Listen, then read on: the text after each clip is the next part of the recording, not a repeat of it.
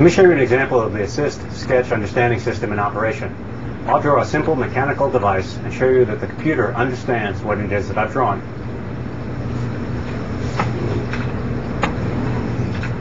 I'll start by drawing a simple hill.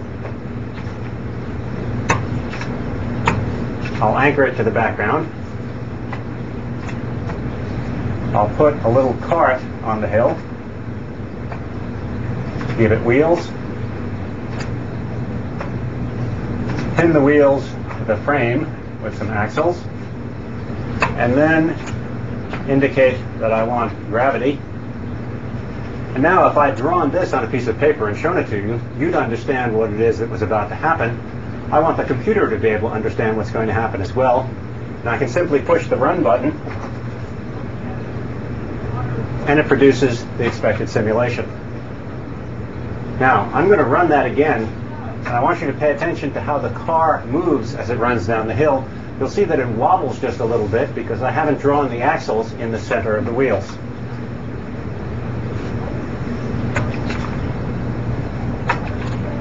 Now, one of the nice things about an online environment is we can have the advantage of having it feel like paper and yet be able to do things that are not possible to do on paper.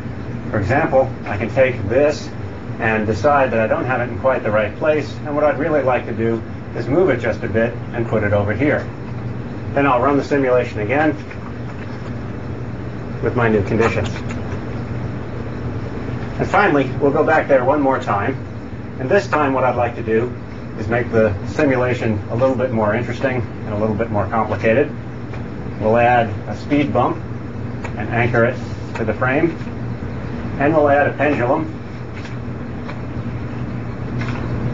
And now let's see what it is that our system is going to do in operation.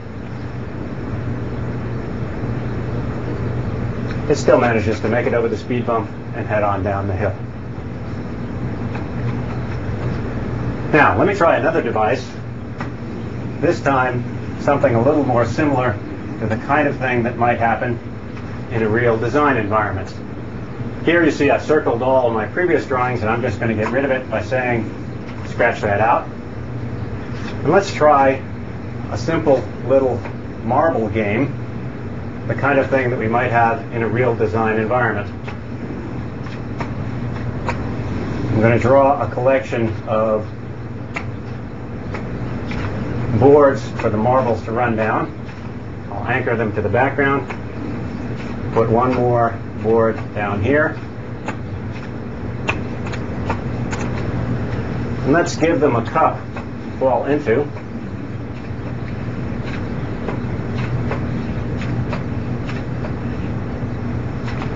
And just to make it interesting,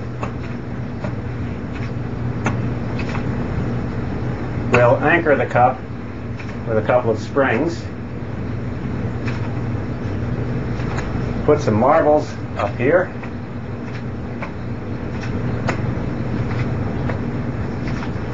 okay, now let's see what this does.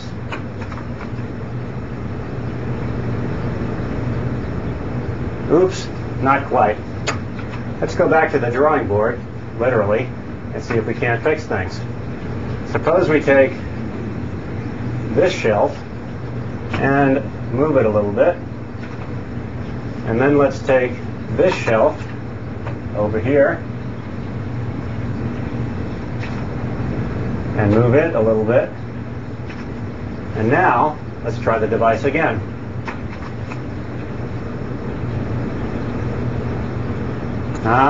Still missed. One more shot at it. This time let's try grabbing the cup, changing its location,